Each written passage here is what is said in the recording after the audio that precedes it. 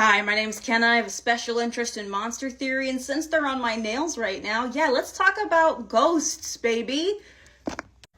I think ghosts are so fascinating because ghosts are like the little black dress of American movie monsters. They never really go out of style, and that's compelling, right? Because most other movie monsters you can tie to a particular political event or political fear, like we've been talking about vampires and recession fears, zombies, and fears about racialized people gaining advancement in society. A lot of people align zombies with war, but just as a tangent, there's actually a really strong correlation between when America goes to war and when civil rights movements happen for a lot of reasons, but probably the most succinct way to put it is that one, because of how military benefits work, there are a lot of Black and non-white Americans who would not be able to access things like health insurance, college, education, general survival without joining the military, and it very much knows that and preys on teenagers, like 18-year-olds whose frontal lobes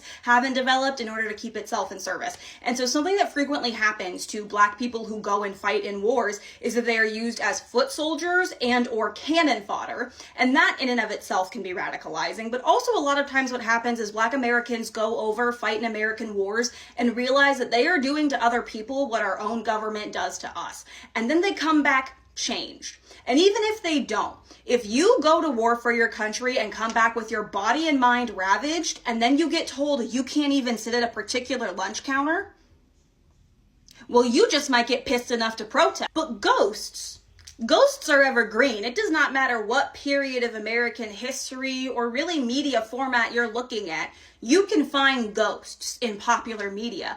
And the theory for why that is, or at least my favorite theory for why that is, in particular ties ghosts and their prevalence in American media to the fact that Gothics, which Gothic media, Gothic horror loves a ghost, but Gothics are widely considered to be like the great American literary genre, not so much in that like Gothics originated in America, but a lot of great American classics, like things accepted by the literary canon as great American classics are considered Gothics. Gothics as a genre, and in particular American Gothics, tend to deal really heavily with themes of class, race, and social transgression. So what then is the recurrent fear of ghosts? Because ghosts have been used as an allegory for everything from grief to motherhood, but what's sitting at the base of that? What is the true fear of ghosts? Quite simply, the idea that what you own, your property, isn't yours. Most ghost stories are about like a white couple moving into a house, and then it turns out that house has been haunted this whole time, and that haunting ties back to a major tragedy that's actually quite well documented. Does that sound like familiar to you? Does that sound a little bit like, American history? There is a deeply American fear of not just ghosts, but this concept of haunted property, right? I'm thinking of like the Native American burial ground trope that's incredibly recurrent in horror media. But I'm also thinking of things like mummies, right? What are mummies? We know that historically speaking, mummification was a death ritual that was actually incredibly sacred to ancient Egyptians, and that a lot of the things that archaeologists, particularly European archaeologists, have done to disturb those tombs since would have been considered like incredibly sacrilegious to the people who were buried. So mummies, ghosts, burial grounds, this fear of haunted property comes from the deeply ingrained American understanding that what you own does not belong to you, was not really built by you or for you. This deeply ingrained fear of haunted property, this seemingly subconscious understanding in even white American literature that what you own does not ever and cannot ever truly belong to you is significant when you're talking about a country that is, yes, first and foremost, built on pushing Indigenous Americans out of their land, but also most of our great American properties architecture, the Capitol building, the Washington Monument. Yeah, this is the part of the show where I get particularly passionate about things as somebody with family from Washington, D.C. A lot of our great American monuments, property, architecture was built by enslaved Black Americans who, legally speaking, were considered property. The fear of what you own coming back to haunt you is rooted in colonization, particularly for Americans. And that's why Black people don't mess with ghosts. Because if living white people who consider themselves progressive can be this dangerous, what do you think your deceased peepaw looks like, huh? Peepaw went to lynchings on a Sunday. That's what it... Right, like think about the language that comes along with ghosts, right? What do ghosts do to living beings? They possess them. Possession, right? It's about this fear and understanding that the things that you think belong to you don't. And maybe never did. And you can argue that there's a lot of parallels between fears of ghosts and like great replacement theory that a lot of white supremacists fall into. A lot of white supremacists' fear of non-white people is not just in like this insistence that we are monstrous creatures that need to be subdued, but it's in the understanding that like throughout history, we have been given a lot of reasons to seek vengeance and violence and our oppressors. And yet there's a lot of historical instances of like during the Civil War when white American men would go fight in war, white American men from the Confederacy would go fight and die, leaving their wives and children to maintain a homestead by themselves and essentially being screwed. A lot of times enslaved Black Americans would stay because they had the capability to recognize humanity in their oppressors in a way that their oppressors did not afford to them, right? And there is this constant just like nagging white American fear that at any point your colonial sins might catch up with you. And that's why I will continue to be gracious in the face of racism, even if I'm a little petty sometimes, because the worst thing I could do to a white person is let you continue to believe that at any moment I could take your man, I could take what's yours. Call me Jezebel, bitch, and that's what I'll be. I got really excited about this question because Casper is actually one of my favorite movies of all time, and I loved Julie and the Phantoms, but I'm gonna add a few pieces of media to this conversation just to help illustrate the point that I'm gonna make. I'm gonna add probably the most famous example of a ghost romance story, which is Ghost starring Demi Moore, but I'm also gonna add WandaVision to this conversation because you can absolutely argue that the figments of Vision and Wanda's children in WandaVision are ghosts. They are manifested the way a lot of ghosts in Gothic and ghost media are manifested, which is through a grief so powerful that it takes a physical form. And again, ghosts are very much the little black dress of movie monsters. At pretty much any point in time, you can find ghosts being popular in media in a way that's not necessarily true of vampires or werewolves. Those are monsters that go in and out of fashion. But ghosts are largely monsters that deal with the concept of grief, mourning, and the just very human understanding that our time on this plane is limited. And what's really fascinating to me about that is that, again, while ghosts are consistently popular throughout pop culture, where you really start to see a boom in media romanticizing ghosts is in the 90s onward. And one of the things that happened politically from the 90s onward is that mass shootings became a really big deal and increasingly got worse and worse. And while, of course, grief in and of itself is a very powerful theme and message to be explored, there's kind of a second layer to a lot of these stories that I think often goes undiscussed, and it's how a lot of them specifically wrestle with the feeling of survivor's guilt, right? When you are surrounded by tragedy and horror, when your very existence seems to be something so fragile and that can be taken away from you at any time, you start to incur a lot of survivor's guilt. You start to feel guilty about the fact that you are alive and others are not. And a part of reconciling with grief can be trying to understand why you're still here when other people who you considered better, stronger, smarter, more passionate, more pure of heart aren't. Because Julie and the Phantoms and WandaVision are not just like very distinctly ghost stories to me, but very distinctly Gen Z ghost stories. And something that I feel like I've noticed as like technically an elder member, why am I putting quotes around it? I'm 26, an elder member of Gen Z is that fear is something that starts to ramp up and become a really big political conversation in the 90s. Like during Woodstock 99, there was a candle vigil held for the victims of Columbine, because Columbine, I think like in the modern era, we treat Columbine like it was the beginning of the mass shooting epidemic. Really, that was just the worst one so far. And it's genuinely very tragic to me that mass shootings have continued to intensify to a point where we've lost that bit of cultural understanding.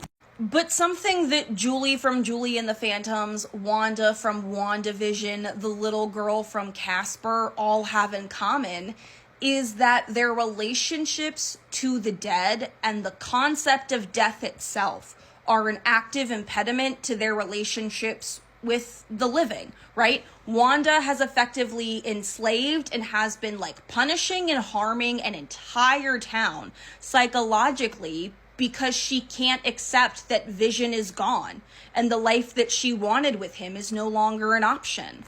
Julie from Julie and the Phantoms is stuck in this place of grief for her mother, but she also has this inexplicable connection to 3 other dead teenagers who die in a very tragic accident that happened during the 90s. That's one of the things that makes Julie and the Phantoms feel very much like the benchmark of what I think is going to become a very popular form of ghost media for Gen Z, which is ghost media that deals with the concept of survivor's guilt. I think you see that in School Spirits. I think you see that in a lot of like modern teen takes on ghosts. I'm 26, and something I find genuinely concerning about my existence is that pretty much every single person I know has either lived through a school shooting or knows somebody who has. And that's not something that everybody from generations previous can say. And while in general, the rules and lore around supernatural movie monsters can vary from property to property, one of the things that's really consistent across ghost media that romanticizes ghosts is the lore that unfinished business or like some sort of connection to the living or the life that they led on Earth is what traps human spirits in this realm. I feel like the one thing that millennials and Gen Z have in common, even if it is amplified for Gen Z, is this sense of like generational survivor's guilt. Is this understanding that like the world we were raised in was not one that a lot of children survived. And so if you're still here, if you're still living and breathing, you're left with a lot of questions as to why. And while that is all very sad and depressing and like kind of immobilizing in terms of like how do you emotionally move forward, one of the things that is also very recurrent across these forms of media is that the answer to those questions is learning to let go of a quest for reasoning, right? It doesn't matter why you're still here consistently in these stories. The theme is that what matters is that you are still here. And what you are still doing while you are still here matters way more than any connection to people who you can no longer save. And in a lot of ways, what these stories have to say is that the one true way to honor the dead, particularly people who lose their lives to system of injustice, is to appreciate the fact that you are still here, to let them rest, and to carry their memory with you in everything that you do. Like, zombies are my favorite movie monsters, but genuinely some of my favorite monster media ever, which I would definitely class like Casper and Julie and the Phantoms in my favorite monster media ever, is stories that deal with this particular theme, this theme of like, I really don't understand why I'm the one still standing, but I am. I'm about to cry, and it would be a betrayal to all of the people who are not still standing to not recognize that and move forward as best that I can. Of all movie monsters, I think ghosts are the ones that feel the most real, not just because in part they are the ones that, like, people still believe in, right? Like, there are still, like, ghost hunting shows. I think widely across the population, we've all kind of agreed that, like, vampires and werewolves don't exist. The jury's still out on ghosts. But also, I think ghosts feel so real because we do all have them, in a way. I think we all have people who we have loved so much that when we lost them, it left this hanging presence in our lives, and it's impossible to move forward without feeling like that shadow is still hanging over you. But again, maybe living in the shadow of something isn't actually that bad or that terrible. Maybe there's actually something quite romantic and loving to that. We're having a surplus right now of TV shows about women doing murder, which I'm incredibly grateful for because hell yeah. And I'm so glad that so much attention is being given to The Penguin because Christina Milioti is fucking amazing and I would lay down my life for Sophia Falcone, and Agatha All Along has been really entertaining, but I feel like nowhere near enough attention is being given to Ella Purnell's new show, Sweet Pea. I feel like that might be because it's on Starz, and I know less people have Starz subscription, but you should because Starz has incredible shows. And honestly, of all three of those examples, I feel like Sweet Pea might be the most accessible. I feel like it's a formula that people love to see. It is extremely dark and violent, but it's also got this like dry humor to it. And because the character is so sympathetic, even though, you know, she is the one doing the bad things, it's a very like internalized perspective. So it's very easy to root for her, but it's like classic mystery thriller vibes where like, you don't know how she's increasingly going to get out of the situations that she gets herself into. It's very addicting. Like, I'm only 3 episodes in, and it's being released episode by episode, week by week. And you definitely, like, I get excited for a new episode every single week. I've honestly really been loving it. I find it to be such a good combination of, like, humor and, like, noir style suspense. I really just kind of can't wait to see where the story goes. Like, I'm so intrigued and, like, locked in at this point. I recommend checking it out. Family, there's something I think about all the time, and I don't know if a lot of other people do, and it's the desexualization of Claire as the show goes on. And when I say that, I mean that the show really tries to desexualize Claire as much as possible. And I thought about this the most recently because someone had commented that they didn't like the episode, and I was going to respond to the comment, but I couldn't find it in time, blah, blah, blah. They didn't like the episode where Alex is supposed to go shopping for clothes with Claire, and it's really uncomfortable for both Alex and Claire. And it's when Alex is specifically shopping for sexy clothes that will make her feel sexy, and she lied to Claire about it and only wanted to go with Gloria. And that didn't really happen because it's supposed to be Alex and Claire having a bad relationship. In fact, in this season is when Alex and Claire kind of have the closest, best relationship. That happened because the show wanted to make it so clear that Claire is not a sexual person except for on Valentine's Day, when she dresses up and plays a completely different person and flirts with Clive, who is Phil, okay? And I bring this up because I think it's especially clear in that episode where Claire is shopping with Alex, because Alex is also supposed to be like the unsexual one, the one who is not sexual but has now recently become sexual. And it makes Claire uncomfortable. And it's not really showing that it's making Claire uncomfortable because Alex is growing up, which like in any other season and any other episode it would have been. It's showing that it's making Claire uncomfortable because Alex has sex and Claire doesn't really know what sex is or what it is to be sexy. And I know what you're thinking. I know what you're thinking. We know that Claire and Phil have a very healthy sex life, right? Sure, but that doesn't mean that Claire is supposed to be sexual, and I think it shows most perfectly, most brilliantly in this episode, where Claire is next to Gloria, and Claire is wearing her plaid, and it's dowdy, and we're supposed to believe that Claire only has like 4 outfits, which to be fair, she kind of does only have 4 outfits, and they all include her plaid shirt, and that's open and it has the t-shirt underneath, and she wears jeans, and she just wears simple shoes because she's not a sexual person. She's never once considered the concept of dressing sexy except on Valentine's Day, and it drives me insane because they're doing that to make her as different from Gloria, who dresses with her super low-cut shirts and her super tight dresses and pants and her high heels all the time. And I'm not mocking Gloria. I am actually really annoyed at the concept of there can only be one super sexualized person on this show, which is a crazy thing to be like, oh wow, that bothers me in a show. Because I'm like, I don't think that women should have to be sexualized, but also characters should have the option to be sexual if they want. But because Gloria is so sexual, the writers clearly chose that Claire could not be sexual, could not be sexualized, could not be considered nearly as hot as she should be, because they're always trying to compare Claire and Gloria and make Claire and Gloria compete, and mostly make Claire compete against Gloria, while Gloria has no idea that they're even in a competition, because Claire's husband is always looking at Gloria. And such a large part of that reason is because Claire cannot be sexualized in this show, and they're putting her in the same 4 outfits over and over again, and they're trying really hard to make her look super dowdy by, in this episode, making her hair greasy, making her hair unkempt while she's with Gloria, because they want to show how clearly different these two women are, because women aren't allowed to be similar.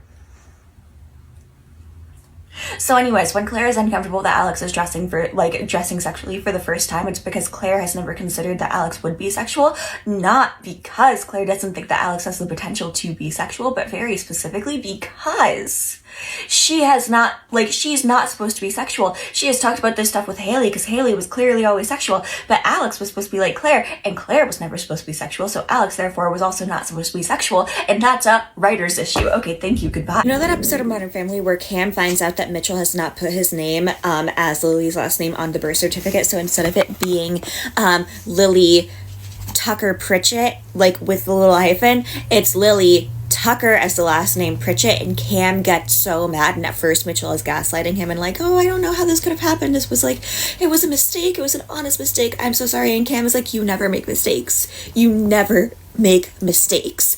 And so Mitchell has to like come clean, and it's like, I did do it on purpose, I did it on purpose for this reason, and the reason is that Cam completely forgot about something very important, which is that he was an absolute mess when they were going to have Lily, when they were going to get Lily, when they were preparing to bring Lily home with them. He was a mess. He was scared. He was running away at every opportunity, and he was like ditching responsibilities basically, and Mitchell really wasn't sure if Cam was going to stay once Lily was around. So instead of having to explain for the rest of his life where the Tucker came from and Lily's last name, he just made it her middle name. And people ask me who I think is right in this episode a lot, and the answer is no one. Because here's the thing, I actually need to look this up, 1 second. Here's the thing, here's my big part of it. Cameron's name is not listed, like Cameron's last name is not given to Lily, but that does not mean that Cameron is not listed on Lily's birth certificate, okay? So Cameron should still be listed as like a parent, a guardian on Lily's birth certificate, it's just that his last name is not given to Lily. So while that does make Mitchell not okay, like while it does not make Mitchell right for this entire thing, his fears were warranted to a certain extent, because we do see how much Cam loves to run away from things. We do see how much of an issue it was for Cam to like be present in the beginning of this, and we do know how scary Cam is, and also kind of how much of a flake Cam is. But on that same side, with this, gonna keep shitting on Cam for 2 seconds, but I have a reason. We also know that Mitchell's like probably put Cam's name on the birth certificate. It's just that Lily's last name is just Pritchett. It's not Tucker Pritchett. And that, starting to shit on Mitchell now, is not okay. Is not healthy, because they are adopting Lily together. They agreed on the name together. It was going to be Tucker Pritchett together, because that is what they thought would be best for their child.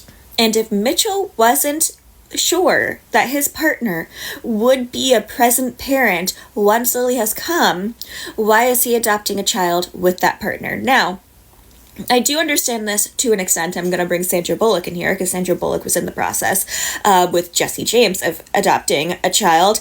And then Jesse James, like, the scandal came out and it turned out that he'd been cheating on her this entire time with, like, dozens of women. I think it was an insane amount of women.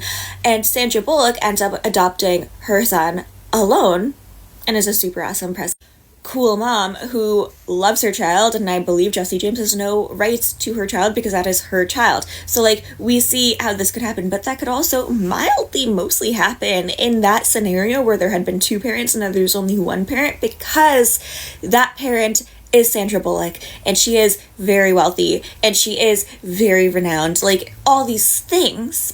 Whereas that might not be able to happen for Mitchell when Mitchell is trying to adopt Lily. And so I see where Mitchell is coming from with, like, why he kept adopting with Cam, because he does love Cam, and why he didn't put Cam's last name on Lily's birth certificate as Lily's last name, while also actively still never taking away Cam's parental rights. But I also have issues with the fact that he hid this from Cam for so long, that he, like, didn't want to fess up immediately that, like, all of this was happening. And I see why, because I have said this before, but I'm not sure if people remember. I have brought up the fact that Cameron is implied to be a very violent person. We never actually see it, but Cam is implied to be violent. And I think the biggest proof of that is the episode where Mitchell's hiding a secret from Cam, and Cam is hiding a secret from Mitchell. So Mitchell lets Cam throw this huge farmer's bash or whatever. And at that farmer's bash, Claire pulls Mitchell aside and is like, why are you so okay with this? He's clearly spent so much money. Like, what is going on? Why are you cool with this? Why are you so happy this is happening? Oh my God, has he started hitting you? And it's said as a joke, but it's barely a joke because it's said so deadpan. So, like, she's truly wondering if Cam has started hitting Mitchell. And she's saying it in a way where it's like, oh my God, I've been waiting for this day. And that's scary. And yes, it's a joke. And yes, it's a joke in a show where, like, these type of jokes are passed off all the time. It's the same with Claire's trying to get Gloria deported by ICE thing. It's something that I don't fully accept in the narrative. It's something I do not fully accept in the narrative because I'm just like, this is a one-off joke that is never mentioned again and could have been mentioned 6 seasons earlier if it were ever to start happening. So, like, there's a certain level of where I will accept things like that, and there's a certain level where I won't. I'm only bringing up this piece because I'm like, I can see why Mitchell would not, in this case, want to fess up everything to Cameron when he is at his worst, in his worst mood, because there are signs continuously throughout the show sprinkled in where, like, Cam is kind of a scary person to have to talk to about serious matters that Cam won't like. But does that make Mitchell right in this case? Still no, because they had an agreement. They had an agreement on what Lily's name would be. They had an agreement on how Lily would be raised. They had an agreement on what kind of parents they would be with Lily. And Mitchell started breaking that immediately by changing Lily's last name. But he also started fixing it the minute that he got caught, and caught is the only right word here, and does try to be better from there on out, technically, kind of. And at the same time, Cameron undermines every piece of parenting that Mitchell does and has ever by just doing the exact opposite of that no matter what. So are they a healthy couple? No. Are they like toxic in every way, shape, and form? Yes. Do I understand both sides on this specific argument? Yes. Do I think anyone is right in this argument? Not really, but if I had to choose a side in this one, I would still choose Cam's, because Cam was let out of a really big decision without knowing it because he trusted his husband, and that's not okay. And it's the one time I'm really ever on Cam's side. Okay, thanks, bye. By the end of the episode where Phil finds out that Haley is no longer a virgin, he's actually not fine with it. He's actually not fine with it at all, because here's the thing. By the end of the episode where Phil finds out Haley is no longer a virgin because of a, like, spoken word mistake, basically, what happens? He goes to Claire to talk about it after he's referred to Haley as broken, after he's referred to her as no longer being okay, after he's bought Alex a very expensive doll for the very specific reason of he wants her to stay a little girl forever. He goes to Claire and he's like, Haley's no longer a virgin. And Claire is like, yeah, I know I kept it from you. I'm so sorry. I shouldn't have done that. And he hugs her and he thanks her so profusely for lying to him and begs her to keep lying to him for the rest of their lives together. And then, as this person brings up, then Alex later tries to make a joke because Luke makes a joke about Alex's like virginity or sexuality or something, and Alex is like, actually, I get it all the time. Have you seen the firefighter I'm dating? I am always banging. And she sees that Phil had heard, and she just kind of goes, and Phil is like, and then Alex is like, and backs away, walks away as slowly and quickly as possible, like at the same time just like keeping her eye on him, like she's watching a broken animal or something, or like a bear as it tries to chase her. And that's not normal. Why is this man so obsessed with his daughter's virginities? Why? Because by this time, Alex is like a senior in college, and we know that Alex actually had to drop out for a hot semester because of the whole Mono storyline. So, with that, Alex is a decently adulting adult by this time. She's like going for a real job. She has a college degree, or she's about to graduate from college, and Phil is still so concerned about her virginity. And that's weird. It's weird. It's a weird thing. Timothée Chalamet showed up to the Timothée Chalamet lookalike contest looking the least like Timothée Chalamet. He walked straight into that crowd and nobody recognized him. Bitch, what the fuck? Something that often gets lost in the conversations we have about content and media that we are excited about is that there needs to be space for people to hold their own subjective opinions about it. You're allowed to not like something, and you're allowed to not like aspects of something that you otherwise really enjoy. A lot of people do not like the new cover of the new Hunger Games book that's coming out. And that's totally okay. Aesthetically, it is not my favorite. And it's particularly important with books like The Hunger Games to hold space for things about it that you don't like, because a significant part of the narrative revolves around the information that you consume and where it comes from. And again, you're reading it from somebody who is an unreliable narrator, who has very limited information, who is propagandized and brainwashed. You can't depend on Katniss and President Snow as completely reliable sources of steadfast information. And so when you encounter something in the books that you don't like, it's important to ask yourself why, and it's important to do the same thing for things that you really do like about it. And in the midst of all of that, it is still okay for you to just hold 100% subjective opinions that aren't necessarily influenced by anything but your own personal thoughts and beliefs about what you read or watched, because those subjective opinions that differ from the norm are what keep the conversations about media interesting. We wouldn't have anything to talk about if people didn't go against the grain sometimes, or if somebody's favorite character was somebody else's least favorite character. This is all to say, I've seen a lot of people that don't really like the cover of the new Hunger Games book very much, and I've also seen a lot of diehard Hunger Games fans shitting all over those people. Like, I can admit that there are many layers and things to analyze about the new cover, while simultaneously admitting that I don't necessarily like the aesthetic of it very much, and I understand the people who don't like it. And you're not like a bad fan of a franchise if you don't completely love every single thing that they put out. Like, it's important to be critical of things sometimes. Otherwise, we would have another district-themed gourmet chocolate promotional deal, or like another Capital nail polish situation. Because I guarantee if people hadn't been like, hey, what the fuck? They would have done it again. When the Catching Fire movie came out, the Hunger Games promotional team really severely lost the plot. Or they understood the plot too much. It really depends on how you look at it. In 2013, in preparation for the new Catching Fire movie, they partnered with a gourmet chocolate company to release district-themed chocolate bars. So they had a chocolate bar for each district, and then they also had chocolate bars for Katniss, Effie, and Haymitch, and then they also had 2 different kinds of truffles. So let's just explore these. We've got Rare Harvest Cashews for District 1, Caramel Pecan for District 2, Coffee and Salt for District 3, Sea Salt and Coconut for District 4, Crispy Crunchy Caramel Corn for District 5, Crunchy Runner Peanuts in Peanut Butter for District 6, Smoked Chipotle Chili for District 7, Caramelized Crispy Rice for District 8, Milled Oats, Vanilla, and Hemp Seeds for District 9. This is where it gets a little bit like, what is going on? Beef Jerky, Smoked Mesquite in Milk Chocolate. Beef Jerky Chocolate. Okay, Okay. Then we have Cherry for District 11 and Mind Salt for District 12. So that's something that they did. And I'm obsessed with this article I found about them from 2013. There won't be any hunger in your games with a variety of candy bars that are made to drain your wallets. I mean, appeal to your love for the Hunger Games franchise. Like, they lost the plot so bad, or they found it so bad. Either way, this was just like, what? 2013, the marketing team for the Catching Fire movie was on something else. From district-themed gourmet chocolates, to a really bizarre Subway ad, to, yes, Capitol-themed nail polishes in collaboration with CoverGirl. This was an extraordinarily controversial promotion for them to do.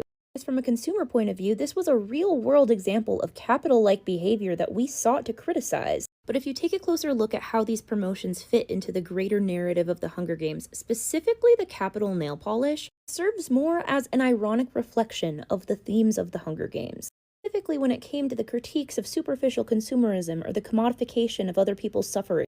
In the Hunger Games, the Capitol is portrayed as a society that is completely obsessed with looks and excess and entertainment. Are completely consumed with superficial luxury, because if they weren't, there would be nothing to distract them from the exploitation and violence that was underpinning their entire society. And the Hunger Games released a collection of glamorous nail polish that was inspired by the story that critiqued that exact kind of commodification. You sit there reading a glossy advertisement for a beauty product only to realize that it's also advertising a story with a narrative that critiques exactly what you're doing. Yes, this was an incredibly controversial and, to many, confusing promotion choice. But it really helped to prove the narrative of the story correct by showing how easily people are drawn into surface-level appearances and consumerism, even when those products, like the chocolate, are so frequently tied to things like exploitation and inequality. And it also served to illustrate this enormous disconnect between the actual message of the narrative and how it was commercialized to people. I have a bit of a conspiracy theory about how Suzanne Collins chose names for her characters. I think that she intentionally chose names that would make really shitty ship names with other characters. My evidence for this is that aside from a few, you have to use their last names, otherwise it sounds insane. Our two options for first name ship names for Katniss and Peeta are Cat P or Penis. For Gale and Katniss, it's just Kale or Gayness. She gave two of the male leads in the Ballad of Songbirds and Snakes names that end with anus. Like, the only thing we could possibly do in that scenario is make it Anus Anus, and if you wanted to ship Coriolanus and Lucy Gray, you get Lucy Anus or Luciolanus. Either way, it's just not good. And I know I've joked about the ship names of Hunger Games characters on here before, but I truly feel like it was something she did on purpose, because she so strongly did not want people to ship the characters together. Sometimes I feel like I give her too much credit, but sometimes I'm like, I want to live in her brain for 5 seconds, just to see what's going on in there. Discussing whether or not the Hunger Games reapings were rigged, third quarter quell always comes up in conversation, because it's never been explicitly confirmed or denied that the plan to have victors fighting each other in the third quarter quell was a preordained plan by President Snow. So we as the audience are left to make inferences about what might have happened based on context clues and character motivations. There are some strong implications to show that it was indeed rigged. The timing and the nature of these special circumstances for the next quarter quell were suspicious at best, and Katniss herself suspected foul play, because it did feel like a personal attack to prevent her from becoming a symbol of the rebellion. Also, the additional detail of Plutarch being the head game maker and a secret rebel. However, neither Snow nor Plutarch ever admits to rigging the rule. Even if it seems like there is irrefutable evidence that the third quarter quell was indeed rigged, there's also a precedent that's been set. Previously already been 2 quarter quells. The first one, the Capitol didn't necessarily have any control over who went into the arena because the district citizens had to vote. Additionally, everyone seemed completely surprised and taken aback when the rule for the third quarter quell was announced. If the rule had somehow been manipulated, there were so many Capitol elite who took the rules of the games so seriously and really considered them to be sacred, and I feel like word inevitably would have gotten out and the Capitol would have been gossiping about it. But I feel as though the number one piece of evidence that could demonstrate that the third quarter quell was not rigged is the fact that President Snow never took a more direct approach to neutralize Katniss. I know if he had just taken her out back and shot her, everybody would have lost their minds. If he really had the power to prevent her from being in the public eye anymore and becoming more and more of a symbol of rebellion, I feel like the last thing he would have wanted is to put her back into the arena and into the public eye. Maybe it is just hindsight, because now when I read, I know all of the things that happen after the Quarter Quell. It really just doesn't feel like a strategic move to me to put all of the victors back into the arena. All of the victors are unified on one thing, which is that they fucking hate the Capitol and they don't want to go back into the Hunger Games. And it wasn't like the Capitol citizens wanted to see all of their favorite celebrities go die. And either way you split it, everybody became aware of the fact that the Capitol had been lying to them. Because if it had been rigged, it was rigged, and so then they were lying. But if it wasn't rigged, they had promised that the victors would never have to go back into the Hunger Games, and then they had to go back into the Hunger Games, which was also a lie. Either way, by what they did, they disillusioned so many people to what they were trying to do. Nothing that makes me think President Snow would have done this as an act of strategy. I 100% think Plutarch would have. I see people compare Gale to President Snow all the time and be like, oh my god, they are total twins. And while they do have 1,000,001 similarities, the character I most frequently find myself comparing to Gale is Casca Highbottom. Gale and Highbottom are really good examples of foils. Foil in fiction is a character who contrasts against another character in order to highlight specific qualities about them. A lot of a foil's traits are going to be the opposite of the other characters, to bring out their distinctive attributes and character growth and motivations. Casca and Gale serve as foils of each other in many ways, but most specifically their views on power and morality and their responsibility in war and rebellion. Highbottom becomes disillusioned by the very system he helped create. He used the games as a grave mistake and as a punishment for creating a society that is completely obsessed with abusing power. He is haunted by the games and becomes extremely guilty and withdrawn and passive. Feels this overwhelming sense of responsibility for what's happened, but a complete powerlessness to stop it. While Gale was disillusioned by the system that he suffered under, was proactive and pragmatic in response, and believed that violent measures were necessary in order to overthrow the Capitol. He has no shame or guilt about embracing morally questionable tactics in order to do that, because he thinks that the ends justify the means, even if that means sacrificing innocent lives for a greater good. Both Casca and Gale are tragic characters that represent the unintended consequences of war. Casca had to live with the guilt and the regret that he created a system that perpetuated suffering and violence, and then he himself became too powerless to stop it. Highbottom accepted helplessness as his fate, and then proceeded to detach himself from his world however he could, while Gale took the other approach of fierce determination, advocated for aggressive strategies, and viewed war as a tool for freedom, the complete opposite of a regretful detachment from the realities of war and violence. The thing I love about Gale and Highbottom as foils for each other is that they really highlight the moral complexities of living under an oppressive system. Highbottom may have created the Hunger Games and recognized that it was a mistake, but eventually he became too morally torn and apathetic to rectify anything about it. He's an embodiment of this idea that an oppressive system can break individuals down, even those who originally resisted it. Further highlighting the qualities about Gale that both made him a stronger advocate for rebellion, like his ability to make hard decisions without flinching, simultaneously highlighting how heartless he can truly be, because he had a significantly less difficult time making morally ambiguous decisions than Highbottom ever did. I love to compare their approaches to revolution because they really highlight the different responses that people might have to tyranny and moral dilemmas in the face of oppression. I'm replying to this comment again because I too was not a huge fan of the aesthetic of the Sunrise on the Reaping cover. I was like, why don't I like this cover? It looks very similar to the previous covers, but I just don't really like this one very much. I think I don't like it because it feels dated, and I think that they made it look dated on purpose. The type, the font, the spacing, the illustration, the color scheme are all extremely reminiscent of the 80s. In some cases, that might be a really bad thing because it might make the novel look dated or cheesy. And then you remember the importance of the retro-futuristic aspects of the Hunger Games, and the fact that the Ballad of Songbirds and Snakes was set sort of in the future 40s. The technology and the fashion that we saw represented in the Ballad of Songbirds and Snakes were very reminiscent of what we remember 1940s-ish fashion to look like. The first Hunger Games book came out in 2008, so if Katniss won her first games in future 2008, it would mean that this book is going to be set in the future mid-80s. Do you remember what was happening in the mid-80s? There's a lot going on. Hello, and welcome back to Greek Mythology as told by Ariel, where I tell you a Greek myth only from memory and using phrasing that I want. Today, Orpheus and Eurydice. Okay, so Orpheus hit boy of the millennium. When Orpheus goes on tour, the gods are in the queue. Like, that's how serious it is. Anyways, he is main pop boy. main pop boy of the Greek universe, if you will. In fact, Apollo was like, he eats so bad. Apollo was such an Orpheus stan. He was like, here's an instrument. I'm giving you an instrument. It's got strings on it. It's called a lyre. Anyways, an Orpheus vocal it's going to gag everybody. That's really what I need you to get here. It's gagging everybody. Everyone's going to stop. And we're going to stare and we're going to stop. Anyways, Orpheus falls in love with Eurydice.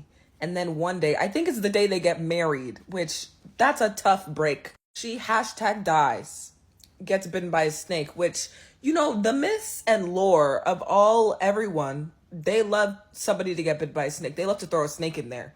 They're like, what if there was a serpent? Well, yes. Anyways, Orpheus falls to his knees, screaming, crying, throwing up because the love of his life just died.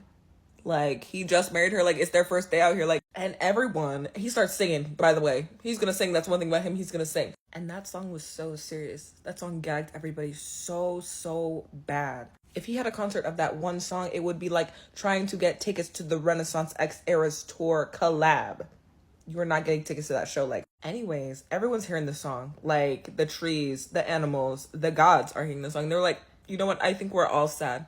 I think we're all sad that his wife died. Like, and they're like, you know what? Get her back. Like, can we give him his wife back? Like, why aren't we doing that? Why does he not have his wife back? Do you see how he's sad? As I said, everyone is an Orpheus stan. There are no Orpheus antis in this universe, truly. Anyways, they're really like, well, get your wife back. Like, literally go to the underworld and get back your wife. Like, and then there was the one part where Orpheus was mortal, and they're like, oh, that's not, because the mortals can't survive in the underworld, obviously. Like, you have to be dead to go there. That's the ticket to get in, is dying, is dead. But anyways, the one problem is Orpheus alive. If Orpheus alive, how underworld? How underworld if alive? And the gods were like, wait, you ate, we stand. We're actually gonna help you, friend. Anyways, he gets a bunch of help along the way. He's playing his little songs, and everyone eats it up. Everyone eats it up, even that big-ass three-headed dog. That dog was like, I love this song. Cerberus is top 1% Orpheus listeners on Spotify. Anyways, he gets all the way down there, and Hades is like, what are you doing in my house? And he's like, well, you have something I want. And at first, Hades is like, girl, I don't really give a fuck. Like, get the fuck, how are you even here? You're alive. How are you even here right now? But then Orpheus sings his little songy song. Boom. Another Orpheus stan, I'm afraid. Anyways, Hades is also down there with his wife, Persephone, who he stole from the earth and her mother. But anyways, Hades is like, that song ate so bad that I might just Uno reverse this death thing. Like, that's very serious to me. Yeah, so Orpheus was like, can I have my wife, please? But in song. And then Hades was like, okay. However, what if I make it hard for fun? Common Greek mythology thread, if you try to do something that's like, oh, human beings aren't supposed to do that. It's like, oh, if you died, like, you can't undie. Like, you shouldn't be undying. You know, whenever they try to do something like that, it usually goes bad, I'm afraid. Anyways, he said, here's your wife. However, yeah, y'all can do your little sachet out of here, but you must sachet in a line. She has to walk behind you, and you cannot turn around to see if she's there. And you must walk through hell. You must walk through literal hell without checking to see if your wife is there. Good luck. And well, a setup of colossal proportions, mind you. Colossal proportions. People are always like, I personally wouldn't turn around. You wouldn't have gone down there. You wouldn't have gone down there if you wouldn't have turned around. That's the point. Anyways, he was set up, I fear. Why did you set him up? That's my friend. Try not to turn around challenge on extreme mode. Spoiler alert, he lost. There's a lot of different versions of the end, but girl, he ends up turning around. And we all knew that, yeah. Which, like, I don't know, he did his best. Like, let's not, like, not too much on him now. He turns around, and then she's dragged back into hell. Womp womp. Yeah, and then he screams and cries and throws up for the rest of his life, basically. There is a version where he gets attacked and ripped limb from limb. I don't know. Like, I don't know.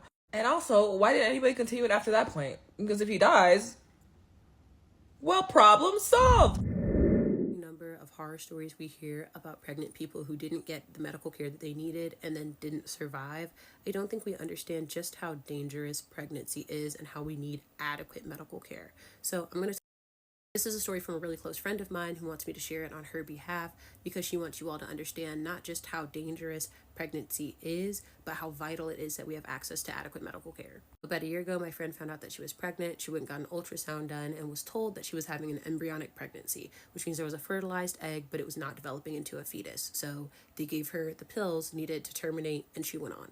few days later, she experienced cramping and some light spotting, but no bleeding. So she went to the hospital and requested a D&C to essentially remove the tissue from her uterine wall. Because she was in Florida and a lot of the hospitals there are private and Christian owned, they told her no. They gave her another pill and sent her on her way. Because in some places and some circumstances, medical professionals can just tell you no because of their own religious beliefs. So some more time passes. In fact, weeks pass. She ends up going back home to Michigan, where she experiences severe cramping and light spotting. She once again goes back to the doctor, requests a D&C, and they tell her that they have to schedule one weeks out. Keep in mind, many, many weeks have passed at this point. However, about a week after they told her that she needed to schedule a D&C because they couldn't just perform one because it wasn't an emergency, she ended up in an emergency.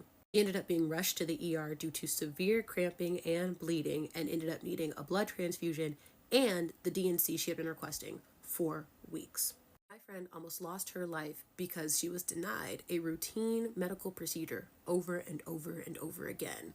But here's the worst part. While she's recovering, she finds out that the hospital had done some testing on the uterine wall tissue just to see if she'd gotten sick because she'd been carrying all of that tissue for so long, and they found out that the tissue wasn't just egg tissue, it was fetal tissue.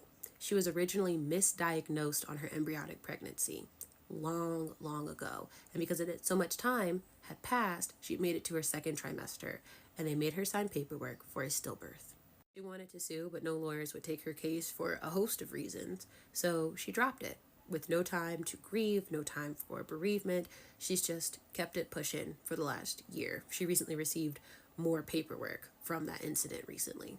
While in some ways my friend's story is a medical anomaly, in most ways it is just another example of how the medical system continues to fail pregnant people, specifically pregnant women. You know more people with extremely traumatic experiences regarding their reproductive health than you think you do. Please keep that in your pockets. And my friend, if and when you see this, I'm so sorry. And I love you so much. I'm glad that this election has left y'all as disillusioned as it has, or at least I'm glad that something finally did it.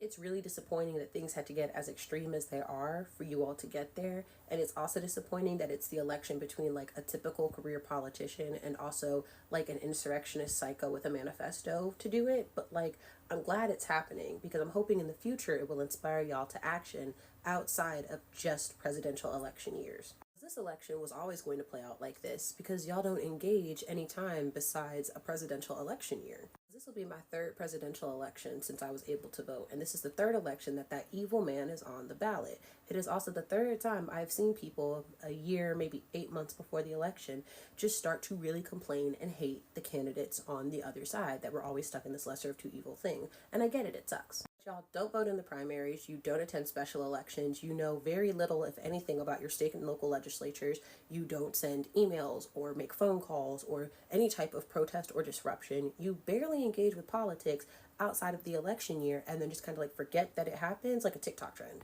I'm not judging you for it, but it means nothing gets done. It actually makes your voice pretty easy to ignore, which means that the good guys can consistently just shift worse and worse as the other guy gets worse and worse because they understand there are no real repercussions for doing so. Unlike the other guy and all of his evil friends who never shut up. Even if they're a minority, I know exactly what they're thinking, exactly where they stand, and exactly how to reach them because they make themselves so known. Y'all don't do that. So I'm hoping that if this election is not our last, and I'm not saying that to be hyperbolic, I'm saying that because he has already told y'all that if he wins, he is shaking it up for most of us for the worst. But I'm hoping that this moment has been a time where you all are so disgusted, so weary, so tired of the way that things are, that you don't just forget and that we do this song and dance again in 4 years. I'm hoping that this is a moment of change for all of us. Because the capitalist wheel never stops turning, there are no less than like 10 million different products out there marketed for parents that they just need in order to successfully raise their baby. I mean, luxury diapers, 15 types of bassinets, a stroller that does everything under the sun except the one thing that you need it to do, bottle, sterilizer, warmer, cleansers, whole system units, you name it, it's out there. That's because it is super easy to profit off of a parent's worries and anxieties, especially a new parent. And I know that because I have no less than 12 different types of pacifiers, all for her to take, none of them. While this looks like it should be a criticism on the way that overcapitalism forces parents into like overconsumption for their babies, it's not. I'm actually going the other way because we have all this stuff for babies and yet no clear solution on what to do with them when you need to go to the bathroom, when you need to take a shower. Where do you put them? can't put them in the crib, because even if you could, even if they wouldn't cry the whole time, even though you absolutely know that they will, you'll worry the whole time. You just want to drag your bassinet hither and yon? You could, but you don't want to. They're not super heavy, but they are incredibly cumbersome. For me personally, my baby bouncer lives in the bathroom, which is fine, but wouldn't it be nice if it A, wasn't sitting in the middle of my floor, and B, could sit in a room that I actually, I don't know, live in? I mean, in case of an emergency, parents are putting their babies in laundry baskets full of clean laundry, or on a stack of towels, or on a really big teddy bear, all of which is fine and good and dandy, but there's a hole in the market. Because we have no less than 998 different types of high chairs, I think that we can think of a solution that will get that big piece of equipment out of the middle of our floors that we don't have to lug hither and yon, that won't create a bunch of extra laundry. We need a baby bathroom seat. Some entrepreneur out there, there's a hole in the market. Get to it. Trump saying he doesn't want pronouns after interview tells him Kamala has she, her in her bio, and the interviewer responding with, "So you're fluid." It's the funniest fucking thing I've ever heard. Here are 10 books I want to finish before the year is up. My 10 before the end, if you will. Most of these books are fantasy books because we are in the fantasy portion of the year. Starting off, we have The Obelisk Gate by N.K. Jemisin. I read the 5th season a few months ago, and I ate that up like, delicious, very good. I fear that if I go any longer without reading this, I will have to go back and reread the first one, which is fine, it was great, but I would like to maximize my time, so we gotta get to book number 2. Next, we have Blood Over Brighthaven by Emma Wang. Y'all have not shut up about this book for a very long time, and I am inclined to trust you. This is a very big book. When I say big, I don't mean thick. I mean like surface area wise, very big. But apparently one of the best fantasy books that people on Book Talk have ever seen. So, I'm intrigued. Number 3, we got The Neighbor Favor by Christina Forrest. I contemporary romanced myself truly to the core, down to the bone this summer. I'm still reading romance. It's one of my favorite genres, don't get me wrong, but we had to bring something else into the picture here. This has been on my TBR for an embarrassingly long amount of time. Number 4, A Fire Endless by Rebecca Ross. I read the first book, A River Enchanted, at the beginning of this year, I think in like April-ish. I loved that book so much. I think I gave it 4.5, 5 stars, something like that.